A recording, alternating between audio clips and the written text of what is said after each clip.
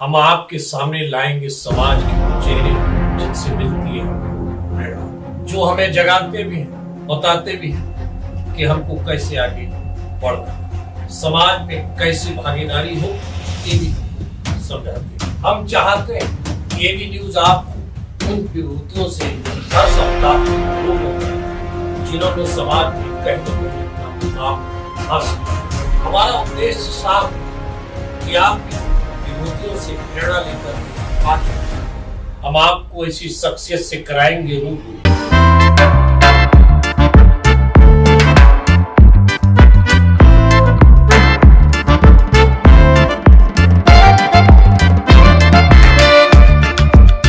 सपना मिश्रा का नाम मुंबई की राजनीति में किसी परिचय का मोहताज नहीं। पिता स्वर्गीय महंत चौबे की विरासत को संभालते हुए वह न केवल परिवार की राजनीतिक जड़ों को मजबूत कर रही हैं, बल्कि एक नई क्रांति की नींव रख रही हैं। 2012 में वार्ड 171 से भाजपा के टिकट पर चुनाव लड़कर राष्ट्रवादी कांग्रेस पार्टी के दिग्गज नियाज अहमद बनू, जो 8 बार नगर सेवक रहे, उनको हराने वाले महंत चौबे नगर सेवक रहे। उनकी मां उर्मिला चौबे 3 दशकों से भाजपा की निष्ठावान सिपाही हैं, जिन्हें पार्टी ने नगर सेवक का टिकट दिया, मगर 19 वोटों से हार गईं। अब बेटी सपना इस विरासत को आगे बढ़ाने को बेताब है। ये मात्र चुनावी दौड़ नहीं, बल्कि स्थापित राजनीतिक खानदान की क्रांतिकारी वापसी का ऐलान है। सपना मिश्रा ने माता पिता के नक्शे कदम पर चलते हुए वार्ड 180 से महिला मोर्चा अध्यक्ष दुर्गा वाहिनी की कमान संभाली और कई पदों पर भाजपा को मजबूत किया। मनपा चुनाव के इस समर में उन्होंने वार्ड 180 से टिकट की दावेदारी ठोक दी है। चौबे परिवार की राजनीतिक कुशलता जग जाहिर है। मतदाताओं को लुभाने, वोटों का गुणा भाग करने का उनका अपना फॉर्मूला है। मां उर्मिला बेटी के कंधे से कंधा मिलाकर घर घर जनसंपर्क कर रही हैं। नेताओं से मुलाकातों का सिलसिला जारी है। वार्ड में उनकी पहचान और संपर्क गहरे हैं। भाजपा क्यों जोखिम उठाए? पुराने जांचे परखे कार्यकर्ताओं पर भरोसा ही उनकी रणनीति है। सपना मिश्रा की दावेदारी न केवल मजबूत बल्कि एक राजनीतिक क्रांति का प्रतीक है, जो साबित करेगी कि खानदान की विरासत कभी कमजोर नहीं पड़ती। ये चुनाव सपना के लिए व्यक्तिगत विजय नहीं, बल्कि भाजपा की जड़ों को मजबूत करने का अवसर है। चौबे परिवार की एकजुटता, मेहनत और रणनीति देखकर लगता है वार्ड 180 का परचम फिर लहराएगा। राजनीति में नई पीढ़ी पुरानी विरासत को नया आयाम दे रही है। सपना मिश्रा इसी क्रांति की मशाल बन सकती हैं। अब देखना यह है कि सपना मिश्रा को पार्टी टिकट देकर पुराने कार्यकर्ता पर भरोसा जताती या फिर किसी नए चेहरे पर दांव लगाती है। भारतीय जनता पार्टी कभी नहीं चाहेगी कि किसी नए चेहरे पर दांव लगाकर रिस्क उठाया जाए। इसलिए सपना मिश्रा की दावेदार ही मजबूत मानी जा रही है, क्योंकि सपना मिश्रा के पिता माता सब भारतीय जनता पार्टी के लिए जांचे पर। सपना मिश्रा किसी परिचय की मोहताज नहीं है। जी हाँ, स्वर्गीय श्री महंत चौबे की बेटी है सपना मिश्रा। राजनीतिक विरासत उनकी आगे बढ़ा रही है। महंत चौबे ने जिस तरह से राजनीति की पटकथा उस वक्त लिखी जब वार्ड 170 बन हुआ करता था और उसमें नगर सेवक हुआ करते थे नियाज अहमद बनू, जिन्होंने 7-8 बार नगर सेवक रहे। भारतीय जनता पार्टी ने महंत चौबे पर विश्वास जताया और पार्टी का टिकट देकर राजनीतिक समर में उतार दिया। महंत चौबे ने अपने बाहुबल के दम पर अपनी सियासत को धारदार बनाते हुए इस सीट पर 8 बार के नगर सेवक रहे नियाज अहमद बनू को पराजित कर भारतीय जनता पार्टी को सीट की परचम सौंप दिया। बहुत कठिन डगर थी उनके सामने। मात्र यही नहीं, राजनीति की विरासत को उनकी मां उर्मिला चौबे ने भी संभाला। वो भी नगर सेवक पद पर चुनाव लड़ी, लेकिन मात्र 19 वोटों से पराजित हुई। इन सब का अनुभव सपना मिश्रा लेकर इस बार वार्ड जो 180 हो चुका है, उस वार्ड से चुनावी मैदान में उन्होंने भारतीय जनता पार्टी के टिकट से दावेदारी कर दी है। सवाल ये है, दावेदारी की है, कई प्रतिद्वंदी भी हैं। ऐसे में सपना मिश्रा जो महंत चौबे की बेटी है, पूरी तरह से राजनीतिक रंग में रंगी हुई है। पहले वो महिला मोर्चा मंडल अध्यक्ष रही, उसके बाद दुर्गा वाहिनी की अध्यक्ष रही। यही नहीं, तमाम भारतीय जनता पार्टी के पदों पर कार्य किया है। भारतीय जनता पार्टी में उनका परिवार उस समय से जुड़ा है जब भारतीय जनता पार्टी का परचम लहराना काफी कठिन डगर हुआ करती थी। सपना मिश्रा ने जिस तरह से अपने माता और पिता के नक्श कदम पर चलते हुए भारतीय जनता पार्टी का परचम को बुलंद करने का एक बार फिर प्रण किया है, और वार्ड 180 में दावा करती हैं कि वो किसी न तरह ये वार्ड में भारतीय जनता पार्टी का परचम फिर से बुलंद किया करेंगे, और कर भी सकती है। उसके कई कारण हैं। महंत चौबे जब 8 बार के नगर सेवक बनू को हराकर उनकी मां केवल 19 मतों से पराजित हुई, और उसके अगली बार उनके पिता महंत चौबे ने उस सीट को जीता, और इस बार सपना मिश्रा और पूरा परिवार राजनीतिक रूप से जुड़ा हुआ है। यही नहीं, उन्होंने कोई दल बदल कभी किया नहीं, भारतीय जनता पार्टी के जड़ में बने रहे, और आज तक भारतीय जनता पार्टी की विचारधारा से ही काम कर रहे हैं। तो उनके अंदर, उनके परिवार के अंदर राजनीतिक समझ है। उनकी मां उर्मिला चौबे उनके साथ मिलकर जहां लोगों के साथ घर घर जा रही हैं और वहीं नेताओं से संपर्क कर रही हैं। उनके संपर्क भारतीय जनता पार्टी के आला कमान के नेताओं से भी है, और दावेदारी उन्होंने पुख्ता की है। बहरहाल देखना ये है कि भारतीय जनता पार्टी चौबे परिवार की इस बेटी पर अपना दांव लगाती है या नहीं, समय के गर्भ में है। लेकिन इतना तय है, सपना मिश्रा अगर इस चुनावी जंग में जीतती हैं तो जानती हैं कि बिसात कहां पर बिछानी है और कहां पर भारतीय जनता पार्टी का परचम और कैसे बुलंद होता है। एक बार हार हुई, एक बार जीत हुई। हार केवल 19 मतों से हुई, एक गौरतलब है।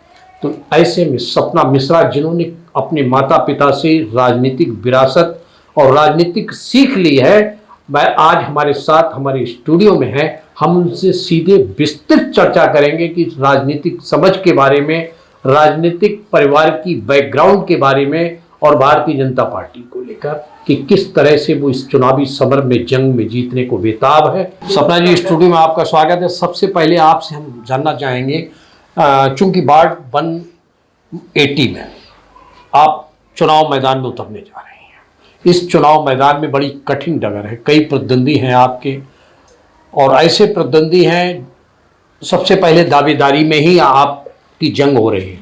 तो क्या लगता है कि भारतीय जनता पार्टी आपको टिकट देने वाली है? मैं सबसे पहले आपका धन्यवाद करती हूँ कि आप ऐसे हैं कि आपके थ्रू जनता तक बात, और जनता की बात लोगों तक, जो जनप्रतिनिधि हैं उन तक पहुँचती है। इसके लिए आप माध्यम बनते हैं, इसके लिए बहुत बहुत धन्यवाद। Thank you. और दूसरी बात, कोई प्रतिद्वंदी नहीं है, मेरा कोई प्रतिद्वंदी नहीं है, सब मेरा परिवार है। भारतीय जनता पार्टी ही पहले से एक परिवार है। भारतीय जनता पार्टी में कभी कोई किसी का प्रतिद्वंदी रहा ही नहीं। रही बात, सबका मन होता है, सब उस जमीनी स्तर पे जुड़ते हैं, लोगों के, जनता के मन में जगह बनाते हैं, जनता की समस्याओं का निवारण निकालते हैं, जनता की समस्याओं को आगे तक लेके जाना, बड़ों तक पहुंचाना और उसका हल निकालना, ये हमारा काम है। ये तो हम भारतीय जनता पार्टी के एक एक छोटे से छोटे कार्यकर्ता का काम है। यानी आपका कहने का मतलब है टिकट मांगना सबका अधिकार? सबका अधिकार है, बिल्कुल है। जैसे आप इस राज्य में हैं, आप डेमोक्रेटिक कंट्री में हैं, तो डेमोक्रेटिक कंट्री में आपको कहीं कोई बनाई नहीं है। पार्टी तो, भारतीय जनता पार्टी तो सबसे ज्यादा लोकतंत्र पे विश्वास रखती है। तो प्रतिद्वंदी मेरा कोई नहीं है। अगर कोई और भी मांग रहा है तो वो भी मेरा बड़ा भाई है, मेरी बड़ी बहन है, मेरी भाभी है, मेरे ही परिवार के हैं। कोई प्रतिस्पर्धा नहीं, केवल अपनी अपनी डिमांड है। अपनी अपनी डिमांड है। प्रतिस्पर्धा तब होगी जब हम टिकट लेके आ जाएंगे और फिर हम सामने वाली पार्टी से हम प्रतिस्पर्धा करेंगे। बात की जाए सपना मिश्रा, जो महंत चौबे की बेटी है, हमने कहा कि किसी परिचय के मोहताज नहीं है। अगर बात की जाए तो ऐसा लगता है कि आप पिता महेंद्र चौबे जी की विरासत को आगे बढ़ाने के लिए राजनीति में आए। हाँ, आप ऐसा कह सकते हैं कि विरासत को, लेकिन राजनीति किसी की विरासत नहीं होती। राजनीति जन सेवा का प्रतीक होती है। मैंने अपने माताजी को, श्रीमती उर्मिला चौबे को, मेरे पिताजी स्वर्गीय श्री महंत चौबे जी, मैंने ये लोगों को जनता की सेवा करते देखा है, जनता के बीच में रहते देखा है। आज भी मैं अपने क्षेत्र में जाती हूँ तो लोग भावुक हो जाते हैं मेरे पिताजी की कमियों के बारे में सोचकर कि आज वो हमारे बीच नहीं है। अगर वो कुछ दिन और रहते तो उनको ये लगता है कि उत्तर भारतीय समाज, उत्तर भारतीयों में एक बड़ी पहचान, एक बड़े नेता, एक उनके दुख सुख के साथी रहे हैं। वो उन्होंने कभी दिन रात नहीं देखा, किसी जनता के लिए हो, चाहे वो परिवार के लिए हो, किसी के लिए भी। वो सबके बीच में दिन में भी जाएंगे, रात में जरूरत पड़ती थी रात में जाते थे। तो वो राजनीतिक विरासत नहीं कहूंगी, हाँ मैं ये कहूंगी कि उनका मार्गदर्शन मैं आगे लेके चलना चाहती हूँ और उसी रास्ते पे मैं चल के लोगों की सेवा करना चाहती हूँ। चूंकि पिता का स्वर्गवास हुआ और स्वर्गवास के बाद पिता की जब हमारे बीच जब नहीं रहते हैं तो बहुत बड़ी क्षति होती है, पारिवारिक क्षति होती है, मानसिक क्षति होती है, सामाजिक क्षति होती है। ऐसे में पिता के ना रहने पर किस तरह की चुनौतियां सपना मिश्रा को महसूस हुई थी? पिता का जाना मतलब सर से एक सबसे बड़ा छत जाना होता है। तो आदमी जब बेघर हो जाता है, सर से छत हट जाती है, तो बारिश भी झेलता है, धूप भी झेलता है, ठंडी भी झेलता है, सब झेलता है। लेकिन मेरे यहाँ, मेरे परिवार में, मेरी जनता ने, उस संगम नगर की पूरी जनता ने मेरे साथ, मेरे परिवार के साथ बहुत अच्छे से खड़ी रही। मुझे इस तरह का एहसास आज भी, अब कहना चाहूं तो भारतीय जनता पार्टी में ही ऐसे लोग हैं जिन्होंने मुझे एक बाप, एक बड़े भाई के जैसे मुझे आज भी सपोर्ट किया है, मुझे आगे बढ़ाना चाहते हैं। वो आज भी चाहते हैं कि चौबे परिवार का ये जो चौबे नाम है वो आगे चलता रहे। तो वो कमी तो उनकी कोई नहीं पूरा कर सकता, वो एक बाप थे, बाप की कमी कभी कोई नहीं पूरा कर पाएगा। भारतीय जनता पार्टी परिवार ने हमेशा हम लोगों के साथ खड़ी रही है। मेरी जनता, 180 वार्ड की जनता मेरे साथ खड़ी रही है। वो आज भी मेरे लिए एक पिता तुल्य हैं। सपना मिश्रा जी, सही बात है कि कमी कोई पूरी नहीं कर सकता, लेकिन पिता ने कुछ तो राजनीतिक गुण आपको सिखाए होंगे जिन पर आप चल रहे हैं। पिताजी ने सबसे बड़ी बात सिखाई थी, वो थी लोगों के दिलों में जगह बनाना। मैंने ये चीज अपने पिताजी से सीखी कि लोगों के दिलों में जगह बनाओ। वो जगह मैंने भी बनाई है। लोगों के दिलों में जगह बना के उनकी समस्याओं का समाधान निकालना, चिकित्सा क्षेत्र हो गई, चाहे वो शिक्षा का क्षेत्र हो गया, चाहे वो उनकी निजी समस्याएं हो गई, चाहे उनके गली गटर शौचालय हो गया, हर एक समस्याओं का निवारण निकालना मैंने ये अपने पिताजी से सीखा है। समस्या का समाधान करना, लोगों की समस्या सुनना, लोगों की समस्या, ये पिता का गुरुमंत्र था। बिल्कुल ये था, और लोगों के दिलों में जगह बनाना। सपना जी, लेकिन पिता के साथ साथ आपकी माँ उर्मिला चौबे, जो भारतीय जनता पार्टी में 30 साल से सक्रिय थी और चंद्रकांता गोयल जी के साथ उन्होंने राजनीति की है, उन्होंने, और वो आज भी आपके साथ कंधे से कंधा मिलाकर चल रहे हैं। उनसे भी तो आप कुछ सीख रहे होंगे। आपने रामायण में सुना होगा, जिसके सर पे केसो उसको कौन अनेसो। मेरी माता जी जिसके साथ परिवार खड़ा होता है, जिसके साथ माँ खड़ी हो, उसको तो कोई कमी हो ही नहीं सकती। मेरी ताकत ही उनसे है। मैं जब छोटी थी बहुत, मैंने तब से उनको देखा है कि वो चंद्रकांता गोयल जी, स्वर्गीय श्रीमती चंद्रकांता गोयल जी के साथ बहुत सक्रिय रही हैं और वो सक्रिय भूमिका में काम कर चुकी हैं उनके साथ। तो वो ही उनको भी सिखाती थी कि लोगों के घर तक पहुंचो। आप अपने बिल्डिंग में रहोगे और लोग तुम्हारे पास आएंगे, वो नहीं। आप अपने बिल्डिंग से नीचे उतरो, आप उनके गली में जाइए, उनके गलियों में जाके उनकी समस्याओं को देखो, तभी आपको समझेगा कि उन पे क्या तकलीफ बीत रही है। चाहे वो बारिश में गलियां भर जाती हैं, नाले भर जाते हैं, शौचालय जाने के लिए औरतों को दिक्कत होती थी, हर एक चीजों की तकलीफ होती थी। आपकी माँ ने आपको क्या चूंकि 19 मतों से पराजित होना जनता में उनकी कहीं ना कहीं, और वो आपके पिता से पहले नगर सेवक का चुनाव हाँ, लड़े, हाँ, तो कहीं ना कहीं शुरुआत अगर देखी जाए तो उन्होंने की। हाँ। और उनसे आपने क्या सीखा अपनी माता से? उनकी हार में मुझे हार नहीं दिखी।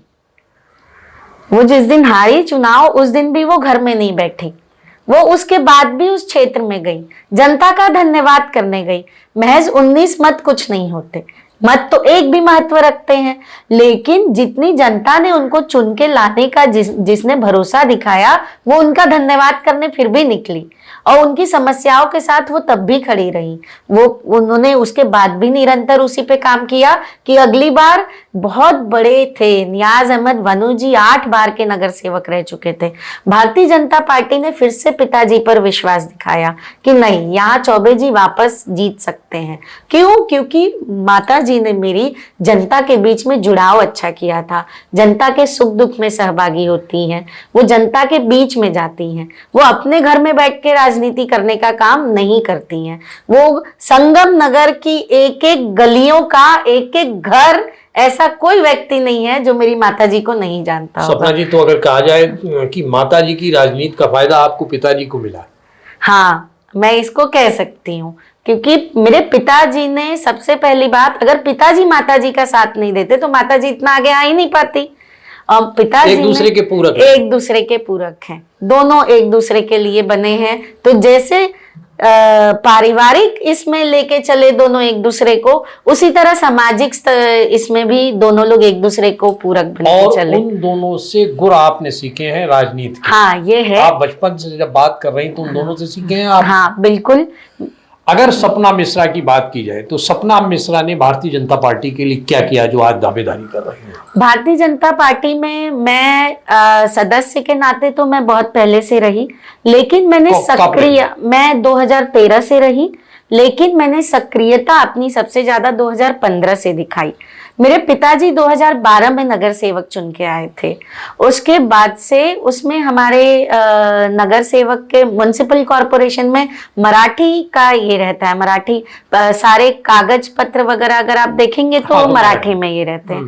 तो पिताजी को थोड़ा उस चीजों से थोड़ा ये होता था, तो उन्होंने मुझे आगे किया, क्योंकि मैं ऑलरेडी बम्बई में पली पैदा हुई, मैंने बम्बई में ही अपनी सारी शिक्षा ग्रहण की, मैंने गुरु नानक कॉलेज से अपना हाई स्कूल किया, उसके बाद फिर मैंने SNDT कॉलेज से अपना ग्रेजुएशन किया, उसके बाद फिर मैंने पिल्लेज एजुकेशन सोसाइटी से अपना B.Ed किया। तो मेरा मराठी, इंग्लिश, हिंदी हर एक चीज में मेरी पकड़ अच्छी रही, कई भाषाओं का ज्ञान रहा। तो मैंने BMC का जितना अपने पिताजी का कार्यभार होता था, जैसे गली का काम कराना, गटर साफ कराना, नए शौचालय की रिपेयरिंग कराना, हर एक चीज के लिए मैं सहभागी होती थी। तो उसके बाद से फिर मेरे साथ मैं फिर वार्ड लेवल पे मैंने काम किया। मुझे महिला मोर्चा वार्ड तब 171 था, तो मुझे महिला मोर्चा का अध्यक्ष बनाया गया। उसके बाद फिर मुझे मंडल में सचिव, मेरे मंडल अध्यक्ष जी थे संदीप सिंह धाम जी, मैंने उनके साथ मंडल सचिव के पद पे काम किया। उसके बाद फिर थोड़ा शादी हो गई, फिर मैं अपने ससुराल चली गई, लेकिन मेरा आना जाना, जनता के बीच में लगाव जुड़ाव मेरा वही बना रहा, क्योंकि मैं बिजनेस वुमन भी हूँ, मेरा बिजनेस भी चलता है। का बिजनेस? मेरा वाशी से बिजनेस है एक्सपोर्ट का, जो हम लोग फ्रूट्स और वेजिटेबल एक्सपोर्ट का बिजनेस करते हैं, मोही एक्जिम करके मेरी कंपनी है, तो हम लोग उसको भी मुझे देखना पड़ता है। तो मेरे ससुराल पक्ष से भी मुझे सपोर्ट बहुत अच्छा मिला है। मेरे सवाल तो यही उठता है कि महिलाओं को राजनीति में आगे, चलिए ठीक है, आप महेंद्र चौबे जी ने आपकी माताजी को कभी राजनीति में आगे बढ़ाया, वो का नहीं, आपके पति, आपका जो ससुराल पक्ष है, आपको राजनीति में कैसे बढ़ाया? बिल्कुल, उनका सबसे पहली बात, वो खुद भी भारतीय जनता पार्टी से जुड़े हुए हैं, वो भी सहकारिता प्रकोष्ठ में, वो आवास संघ के अध्यक्ष रह चुके हैं, तो वो खुद भारतीय जनता पार्टी से पिछले 15 वर्षों से जुड़े हुए हैं। सपना जी, अगर बात की जाए, आप जिस वार्ड से लड़ने जा रहे हैं, दावेदारी की है, पार्टी अगर आपको टिकट दे देती है या नहीं देती है, अगर हम आपसे पूछें, आपने जमीन पे रह के काम किया है, उस वार्ड की समस्याएं क्या हैं? उस वार्ड की सबसे पहली समस्या है शौचालय, जो रिपेयर हो जाते हैं। आमदार जी हैं हमारे भारतीय जनता पार्टी के आमदार कैप्टन तमिल आर सेल्वन जी हैं, उन्होंने, हमारा नगर सेवक उस वार्ड में नहीं है, लेकिन एक भारतीय जनता पार्टी का आमदार होने के नाते उन्होंने आज भी हमारे क्षेत्र की समस्याओं को सर्वोपरि रखा है। उन्होंने उनसे जितना हो सकता है, शौचालय रिपेयर कराना हो, चाहे किसी गली का काम कराना हो, चाहे महिलाओं के लिए कोई दिक्कत हो, वो हर एक चीज को आज भी बखूबी निभाते हैं। यानी कि नगर सेवक जो काम नहीं करता वो हमारे आमदार जी करके देते कैप्टन हैं। तमिल सेल्वन। हाँ, कैप्टन तमिल सेल्वन उनकी जी नजर करके बनी देते हैं। रहती है आपके बारे में? बिल्कुल रहती है। क्यों रहती है? क्योंकि हमारे जो कार्यकर्ता हैं वो एक एक गली से हैं, वो उन तक पहुंचे हुए हैं। आमदार जी ऐसे नहीं है कि आज अगर मैं कोई एक नॉर्मल कार्यकर्ता भी उनको फोन कर देगा तो वो जरूर फोन उठाएंगे, वो उसकी समस्या सुनेंगे और उसका हल भी निकालेंगे। शौचालय के बाद क्या समस्या है? शौचालय के बाद गली के जो गटर भर जाते हैं उसकी समस्या है। वो गलियों में आज भी अगर आप 180 वार्ड में चले जाइए, मैं अभी भी कितने गलियों में गई हूं, तो वो लोग मुझे यही कहते हैं कि जब आपके पिताजी थे ना तब का ये गली बनी हुई है, और उसके बाद बहनी आज तक कोई आया नहीं। ये उन लोगों की भाषा होती है। हाँ, ये हमारी गांव की भाषा है जो भोजपुरी वगैरह में, वो हम उनसे उसी भाषा में किस जुड़ते तरह की हैं। भाषा में बोलते हैं? जब से बाबा चल गई ना, अब क्यों पूछे अल्लाह नहीं खे, ये उनके शब्द रहते हैं कि बाबा, मेरे पिताजी को लोग बाबा ही कहते थे। लगाव रहा है। हाँ, लगाव रहा है उनका। तो वो यही कहते थे कि अब बाबा चले गए तो अब तो कोई पूछने भी नहीं आता है। कि वो गलियों की जर्जर हालत है। आज भी आप अगर रात को चले जाएं, लाइट नहीं है, वो गली में आप भी गिर जाएंगे। यानी कि लाइट भी की समस्या। हाँ, वो दिक्कतें होती हैं। सबसे बड़ी समस्या जो वहां होती थी जब मेरे पिताजी थे, वो थी पानी की समस्या। लेकिन पिताजी जब चुन के आए तो पिताजी ने वहां पानी को समस्या को खत्म किया। आप मानती है कि अगर नगर सेवक अपना होता तो अब तक वो क्षेत्र काफी हाँ। सुधर गया होता? हाँ, जो काम नगर सेवक को करना चाहिए वो आमदार कैप्टन तमिल सेल्वन कर रहे हैं। ये बहुत बड़ी बात है। हाँ, अगर नगर सेवक होता तो और दुगना होता। अगर उस टाइम पे फिर से अगर भारतीय जनता पार्टी को मौका मिला रहता और अगर वो वापस आगे उसी का नगर सेवक रहता तो वो समस्या आज वो नहीं होती उतनी। जो 100% में वापस आके खड़ी हो गई है, मैं मानती हूँ कि अगर भारतीय जनता पार्टी को मौका मिला रहता तो वो समस्या 100 की जगह वो 30% अब बची होती। मान लीजिए महायुति गठबंधन होने वाला है, सीट भारतीय जनता पार्टी को गई, टिकट आपकी दावेदारी जिसे भी मिले, सपना मिश्रा को मिलेगी या कोई और प्रतिद्वंदी उसको मिले, क्या मानते हैं भारतीय जनता पार्टी इस बार से जीतेगी? भारतीय जनता पार्टी ऐसी पार्टी है कि वो जीतेगी। क्यों जीतेगी? इसलिए क्योंकि वो जनता के बीच में जाती है, जनता के बीच में समस्याओं का हल निकालती है, जनता से जुड़ाव रखती है। भारतीय जनता पार्टी का एक एक कार्यकर्ता जनता से जुड़ाव रखता है, तो ये पूरा भरोसा है। आपको भारतीय जनता पार्टी टिकट क्यों दे सकता है? आप अगर क्षेत्र में जाएंगे तो जो पिछले नगर सेवक रहे, आज भी जनता की समस्याओं का समाधान नहीं हुआ। जनता जूझ रही है, जनता परेशान है, जनता गलियों में अपने बच्चों को बाहर नहीं निकलने दे सकती कि कब गिर जाए, कब गटर में गिर जाए। आज भी कोई सफाई नहीं है, वहाँ पानी की व्यवस्था नहीं है, वहाँ लोगों को बहुत सारी समस्याएं हैं। आज तक वहाँ के नगर सेवक ने, अगर ये 5 साल ठीक है आगे और कार्यकाल बढ़ गया, लेकिन अगर उतना काम किया रहता तो आज ये समस्या ही नहीं होती। यानी कि आपके लिए टिकट इसलिए दे कि आप भारतीय जनता पार्टी की सक्रिय कार्यकर्ता हैं और लोगों के बीच रहती हैं। पिछले नगर सेवक ने काम नहीं किया, जनता बदलाव चाहती है। क्यों? क्योंकि उन्होंने काम नहीं किया। तो जनता को ये पता है कि अगर हम बदलाव लाएंगे तभी हमारा भी बदलाव होगा। हम जब चेहरा बदलेंगे तो ही हमारे एरिया का भी बदलाव होगा। जनता को पता है, जनता को भारतीय जनता पार्टी पे इतना भरोसा है। और उस बदलाव में आपने अपनी लकीर खींचने का प्रयास किया है। बिल्कुल। और उम्मीद है कि टिकट आपको पार्टी देगी। उम्मीद है, भरोसा है। बाकी पार्टी जो पार्टी से मांगना सबका काम है। मैं भी एक सामान्य कार्यकर्ता हूँ, हर एक सामान्य कार्यकर्ता मांगेंगे।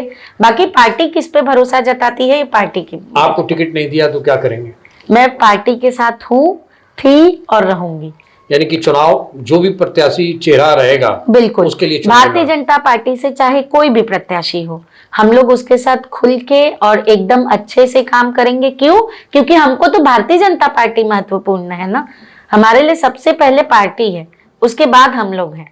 सपना जी, अगर इस वार्ड में आपको टिकट दे दिया जाता है, चुनाव में मैदान में उतार दिया जाता है, चुनाव जीत भी जाती हैं, तो अपने वार्ड की जनता के लिए क्या आपके दिल में जज्बा है कि ऐसा काम करेंगे जो जनता समस्याओं का से जूझ रही है वो समस्याएं खत्म हो जाएंगी? सबसे बड़ी समस्या है रीडेवलपमेंट की।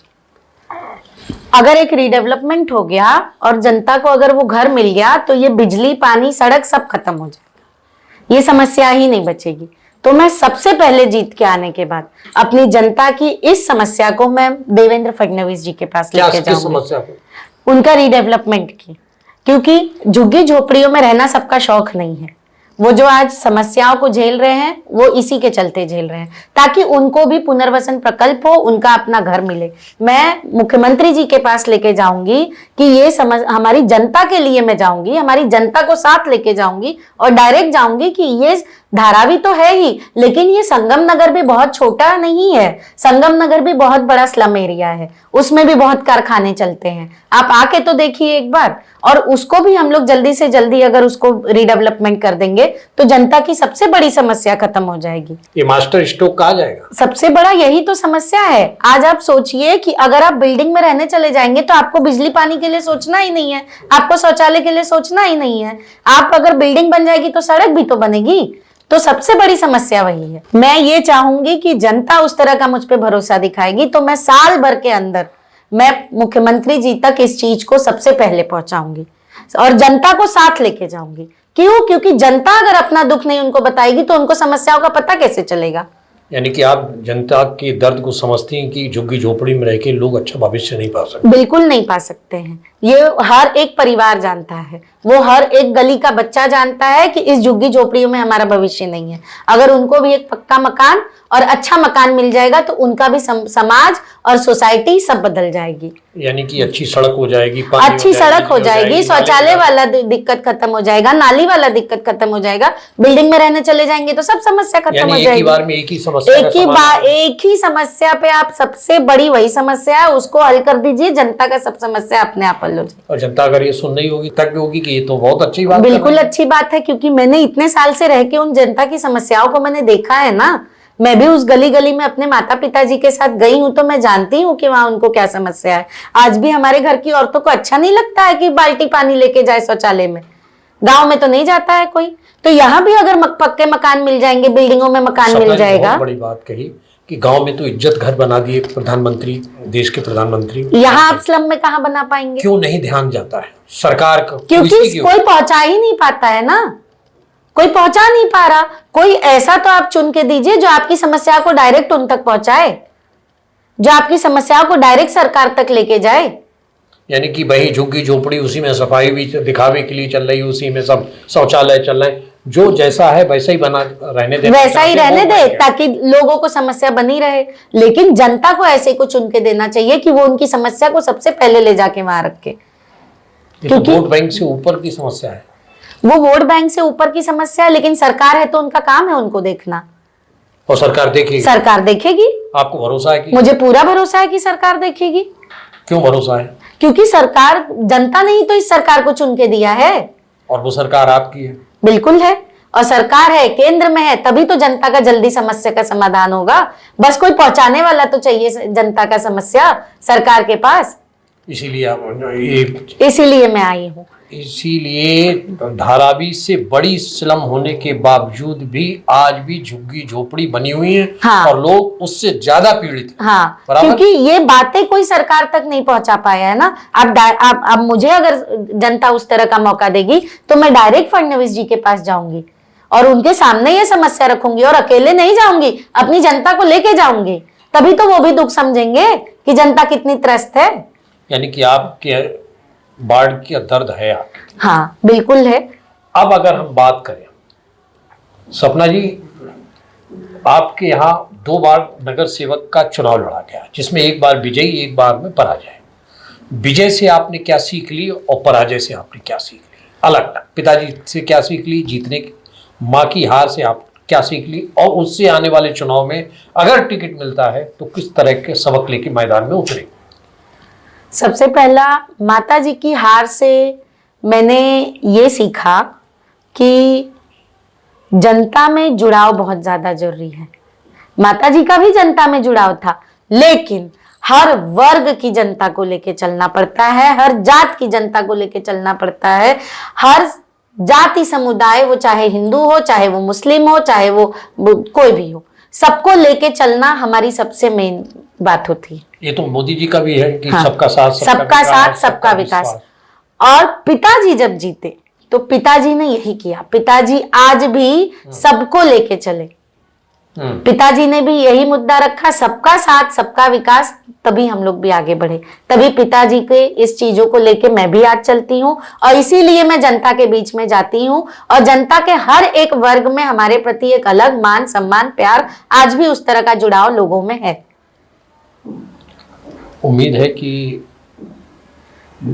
पार्टी पुराने चेहरों को आपके परिवार को दे चुकी, नया चेहरा आप हैं, चौबे परिवार पर विश्वास जताएगी या किसी नए चेहरे पे पार्टी अपना विश्वास जताएगी? क्या आपको लगता है, आपके दिल में क्या आता है, पार्टी क्या करने वाली? क्योंकि इस सरकार पार्टी का स्वरूप बदल चुका है, युवाओं को बढ़ा रही है, और ऐसे में पार्टी भी देखती है कि किसका जनाधार है, किसका जनता में पकड़ है, कौन गुणा भाग कर सकता है, कौन जमीनी धरातल पर काम करता रहा है।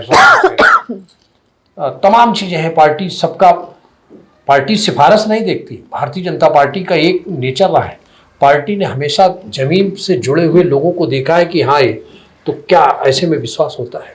क्या कहें? मुझे पूरा भरोसा है कि पार्टी युवा चेहरा आगे लाना चाहती है, पार्टी युवा को आगे बढ़ाना चाहती है। क्यों? क्योंकि युवा ही आगे देश का भविष्य है। तो वो मैं पारिवारिक राजनीति से जुड़ी रही, परिवार से जुड़ी रही, मेरी माताजी रही, मेरे पिताजी नगर सेवक रहे, तो पार्टी को भी ये भरोसा है कि हाँ, मैं उस लायक हूं कि मैं उस युवा नेतृत्व को आगे लेकर जा सकती हूँ, अपनी जनता की समस्याओं को आगे लेकर जा सकती हूँ, और उसको बखूबी रख सकती हूँ उनके आगे। ये वो भी जानते हैं, तो वो मुझ पे भरोसा दिखाएगी। अच्छा, भारतीय जनता पार्टी में आप 2013 से काम कर रही हैं, कैसा लगता है पार्टी में काम करते हुए? कैसी एनर्जी फील होती है? पार्टी में एक अलग ऊर्जा मिलती है। सबसे बड़ी बात, पार्टी का कोई भी नेतृत्व है, चाहे वो जो हो, वो हमेशा आपको आगे बढ़ाने के लिए रहते हैं।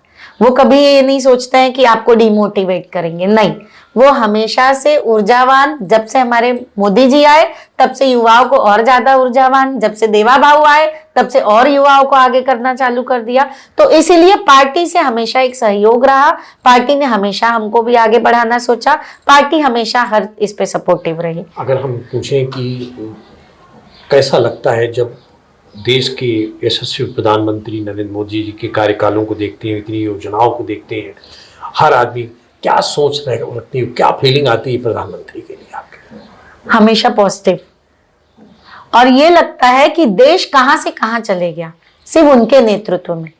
आज उन्होंने लोगों के बीच में, लोगों के दिलों में अपनी जगह बना ली है।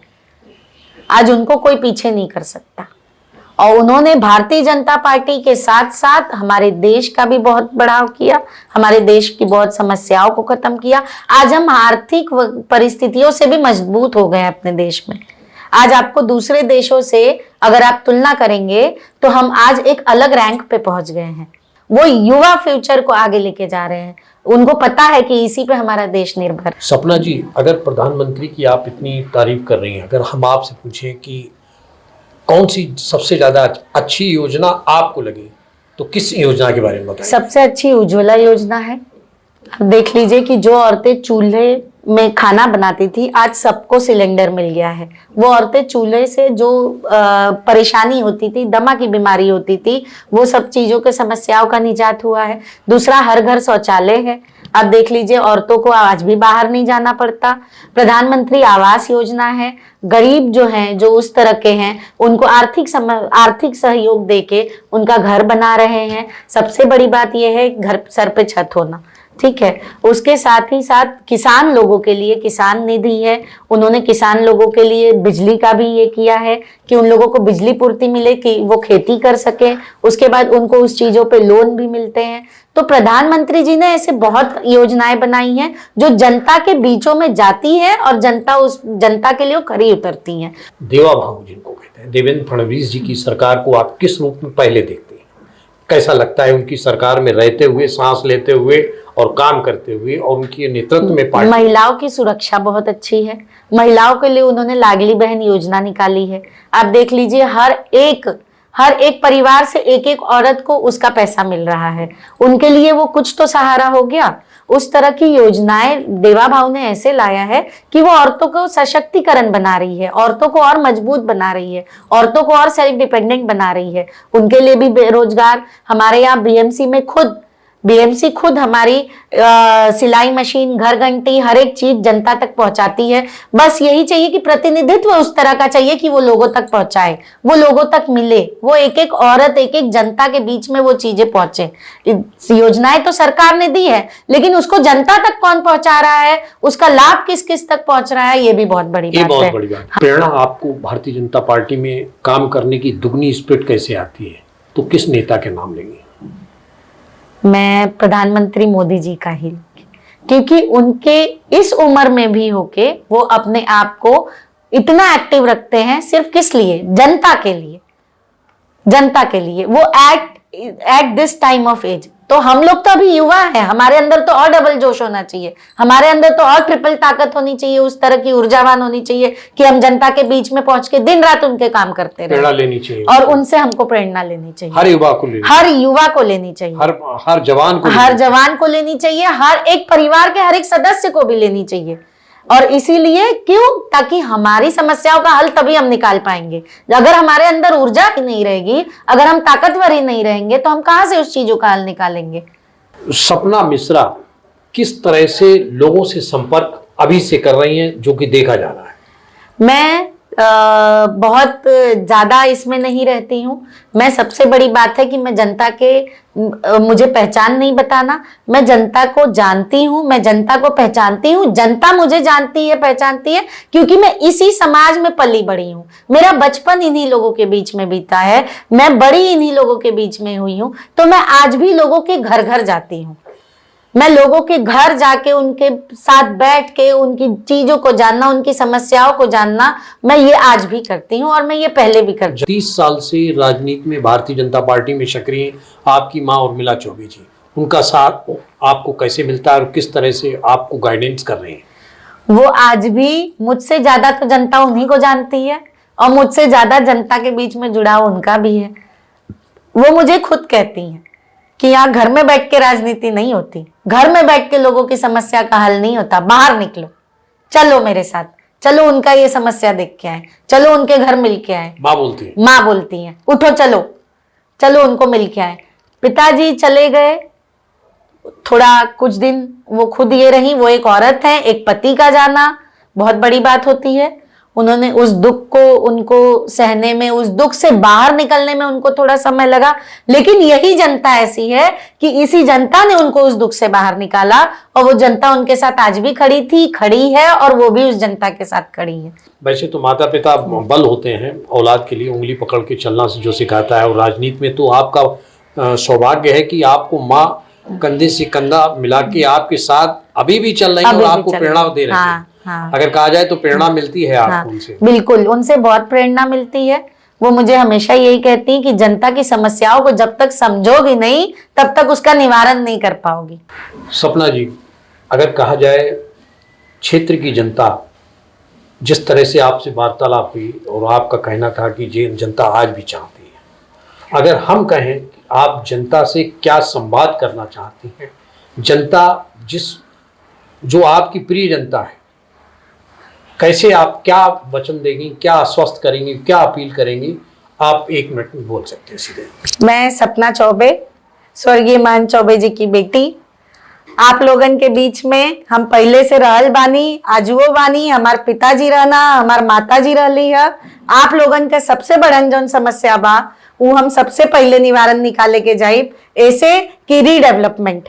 हम खुदे आप लोग तरह का भरोसा दिखाई, हम जीत के आई, हमके पार्टी विश्वास दिखाई कि हाँ सपना बाड़ी ओला है का सपना कर सकेली, तो हम आप लोगन के उस समस्या के हल बहुत जल्दी निकालब। और हम सबसे पहले अपनी क्षेत्र का रीडेवलपमेंट खातिर हम देवा भाव की लगे खुदे जाइब, आप लोग के खुदे लेके चलब और सबसे पहले वही समस्या का निवारण निकालब। हमके इतना पता बा कि एक गो गली, एक गो रोड, एक गो सड़क, एक गो शौचालय, हर एक चीज आज जर्जर हालत में बा और ओके सबसे पहले बनवावल काम चालू करे के बा। अगर आप लोग साथ दे, आप लोगन का यह आशीर्वाद जैसे माता जी और पिताजी पे बनल रहल वैसे आशीर्वाद हम लोग पे आप सब बनौले रहब, तो हम बिल्कुल आप लोगन के साथ हमेशा बानी, हमेशा रहब। यही हमार पूरा वादा बा। ये थी सपना मिश्रा, महंत चौबे जी की पुत्री, जिन्होंने अपने वार्ड के बारे में जब वार्तालाप की तो उन्होंने कहा कि बिजली, पानी, सड़क, गंदगी ये समस्याएं तो बनी हैं, बनी रहेंगी। अगर यदि हम रीडेवलपमेंट कर देते हैं तो सड़कें भी सही होंगी, शौचालय भी नहीं होंगे। मतलब तमाम समस्याओं का एक ही समाधान रीडेवलपमेंट। और ये अगर सही मायनों में देखा जाए, सपना मिश्रा ने जिस तरह से अपने क्षेत्र की समस्याओं को समझा है और जाना है, और उन्होंने उस समस्या का समाधान भी ढूंढ के रखा है कि किस तरह से संगम नगर इलाके का विकास कर सकते हैं, संगम नगर की गलियों को ठीक कर सकते हैं, संगम नगर की गंदगी को हटा सकते हैं, संगम नगर में पानी का पीने का पानी कैसा दे सकते हैं, तो उनके पास समाधान भी है। बड़ी बात है, क्योंकि अनुभव है, राजनीति की बिसात पर वो जानती हैं कि किस तरह से चलना है। कठिन चुनौती है, लेकिन उस कठिन चुनौती से पार पाना उन्होंने अपने माँ बाप से सीखा है। भले ही उनके पिता स्वर्गवासी हैं, लेकिन माँ आज भी कंधे से कंधा मिलाकर उनके साथ चल रही हैं। मात्र 19 वोटों से वो पराजित हुई थी, लेकिन आज उन सब का सबक, जीत का भी सबक और हार का भी सबक जानती है। वो जानते हैं कि मतदाताओं के बीच कैसे जाया जाता है, कैसे पार्टी को मजबूत किया जाता है और कैसे पार्टी को मजबूत करने का इरादा रखा जाता है।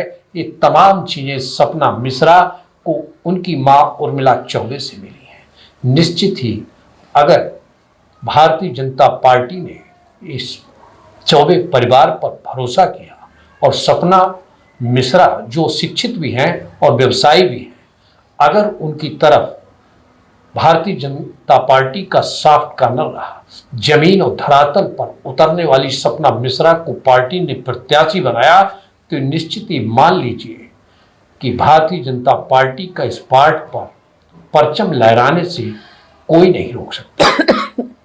बहरहाल पार्टी का निर्णय है, पार्टी क्या विचार, क्या फैसला, क्या निर्णय करेगी, ये पार्टी का फैसला है। बहरहाल सपना मिश्रा के लिए, भविष्य के लिए शुभकामनाएं कि पार्टी उन्हें प्रत्याशी बनाए और चुनाव में मैदान में उतरें और विजयी हों। ऐसी शुभकामनाओं के साथ धन्यवाद। हमारा विशेष कार्यक्रम शख्सियत